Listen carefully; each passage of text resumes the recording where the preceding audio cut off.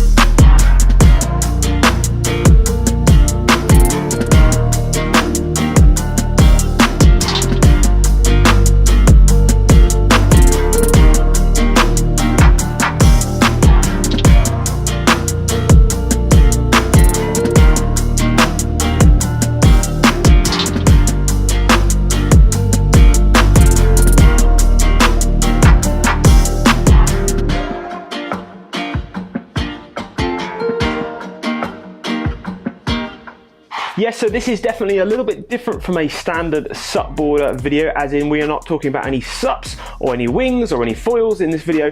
We are talking about skateboards. Now, skateboards are actually a really important part of progressing as a SUPper, and especially a SUP surfer. I cannot stress this enough. I've been skateboarding for a few years now. I'm no half pipe or mini ramp wizard. I'm just a very old granddad of a skateboarder, but it does really help my surfing and SUP surfing. And these new style of skateboards, which you may or may not be familiar with at the moment, really do have a very good place in our market. So these are Surfskate skateboards. So what does that basically mean?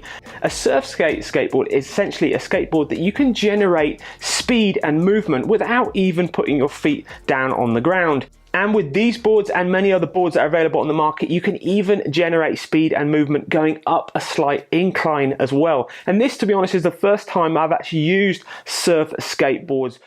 This range of Surfskates is another range of products Aztron have brought out in 2021.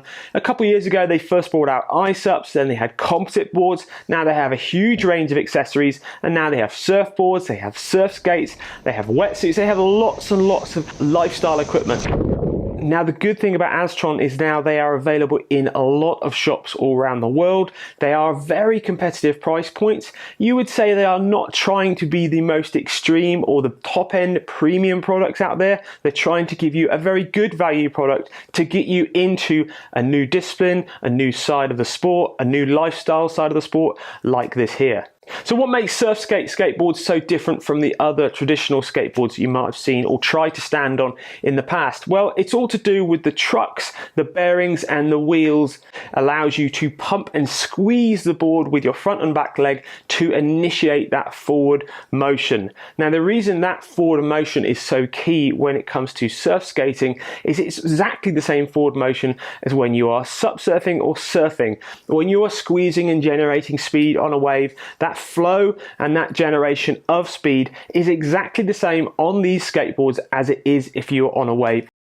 Now, the reason these new surf skateboards are very different and becoming more popular compared to your more traditional skateboard is that these boards are much easier to use. For a start, there's a lot more stuff set up on these boards that allows you to get into skateboarding if you're not a skateboarder. But getting onto a board like these Surfskates is a really easy and comfortable way to get into the skateboarding side of the sport, even if you feel like you're getting a bit too old to learn new tricks. With the big wheels, the relatively wide trucks, it does make it quite easy to stand on, and it makes it very easy for you to get into skateboarding. For example, Lucy from SUPboarder has done very, very minimal skateboarding, probably 5 times in her life, to be honest, but she is into SUP surfing. She's obviously heavily into SUP touring, and she does like a little bit of prone surfing as well. Lucy really enjoyed using these Surfskates and soon started to get the feel of how to move herself along, and also the similarities to surfing as well. So these boards can really help your surfing technique. And I personally was a little bit surprised how good they felt and how similar they felt to actually surfing on a wave in general. So the Aztron range itself, it consists of 4 boards. It consists of the smaller board up to the larger board. You start off with the 31-inch street, which has 65mm wheels, ABEC 7 bearings, which basically means it's really smooth running. and a wood maple deck. And that one retails at £99, so it's a really cheap price point board that's available in shops. Moving up in size, you've got the Forest, which is 34 inches long, a little bit longer than the Street. It's got the same wheels, the same bearings, and the same trucks as the Street, and that retails at £119. Going up size again, you've got the Ocean, and that's a 36-inch board. The construction's very similar, except it's got a carbon layer underneath your standing area, gives the board a little bit more stiffness in the middle. That's finished off with 70mm wheels, so a little bit bigger than the smaller two. Same trucks and ABEC 9 bearings. Retails £139.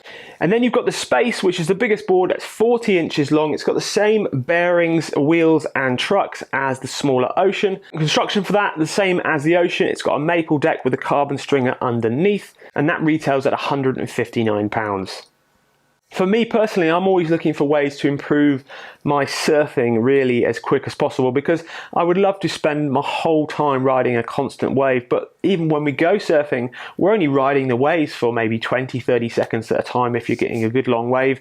And in that time, you've got to, worry about your paddle strokes, you've got to get your maneuvers in, you've got to get your timing, you've got to make sure you get a good wave in the first place. So having the ability to go out and down the street or in your driveway and try a bit of carving, get those techniques of the cutbacks, get your bottom turn techniques all sorted out on land really is something that I'm very, very interested in. And when I realized that these weren't actually that expensive, I was even more interested in it, because at the end of the day, I'm spending most of my money is on SUP surfing stuff, SUP foiling stuff, winging stuff. I'm not really focusing on the skateboard so much, but the price point does get me really interested in realizing I could have this as a tool to help me improve and have fun while doing that. So to give you an idea about why there is 4 boards and which board would be best for you and what board would be best for what conditions or what sort of concrete you're going to be using it on, I suppose. Well, it's just the same as when you're looking at SUPs. The smaller SUPs are always going to be more maneuverable and they're going to be easier to turn. It's exactly the same with this. So the smaller Street is going to be a much faster board, much carbier board. It's going to pivot in a faster arc. You're going to be able to simulate the feel for more performance boards on a wave, and then scaling up from there is obviously going to slow the turns down, but it does mean you can go faster overall. So from a pumping sense, when you're trying to get these boards going, the smaller board will be easier to initiate that forward momentum, easier for you to actually get the feel of the stance that you have to do to get yourself moving.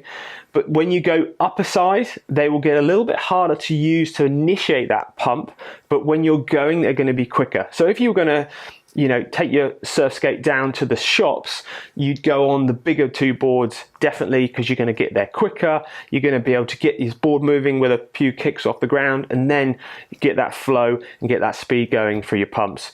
If you're looking to go into a skate park or do a little bit more maneuvers or just muck about in front of your driveway, in front of your house, the smaller boards are going to turn tighter. They're going to be able to form tighter turns, basically exactly the same as any other surfing craft out there. But also bear in mind, if you're a taller or heavier person, the bigger boards will be better for you as well. Just like paddleboarding again, if you're a 6'5" person, you're probably not going to be on a smaller base board. You're probably going to be on a more of a mid-length or longer base board. And that's exactly the same with the Surfskate range. For me personally, 75 kilos, I quite like my smaller, tighter turning surfing style. I would either go for the Street or the Forest. I probably would go with the Forest. It's a little bit longer so I can generate a bit more speed. The important thing to mention with this is you can actually go up slight inclines with these boards. It's not just about going out on the flat or finding a slight downhill. You can actually generate quite a bit of speed on a slight incline up. I was amazed and I didn't realize how much speed you can actually generate going up a hill. So with good technique, you're going to be able to move these boards uphill. All of them as well, but you might need to push off and get a bit more speed going first with the 2 bigger boards. Talking about technique, it's something that isn't hard to achieve with these boards. It's not going to take you a long time to work out how to pump and get the flow going and speed going with these Surfskates. Definitely a little tip to get you started off on the Surfskates. Get a slight little downhill, very, very slightly. Get yourself moving and then start rocking the board from side to side with your front leg, trying to push both your knees forwards and lean more weight onto your front leg. and slowly increase how much you carve.